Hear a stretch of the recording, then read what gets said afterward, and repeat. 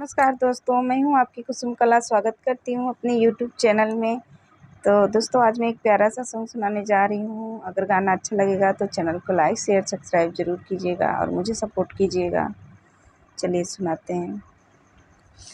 चुनरी रंग दे रे रंग रे जवा, हम गावा नवा जा बैना। चुनरी रंग दे रे रंग रे जवा, हम गावा नवा जा बैना। ओरे ओरे छापी दे मोरवा क पंखा, बीचवई में नाई अर्क दे सवना। बीचवई में नाई अर्क दे सवाना।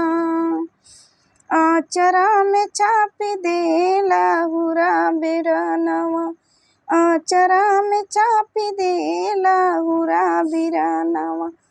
जेहि देखी जियरा जुड़ाई हमार,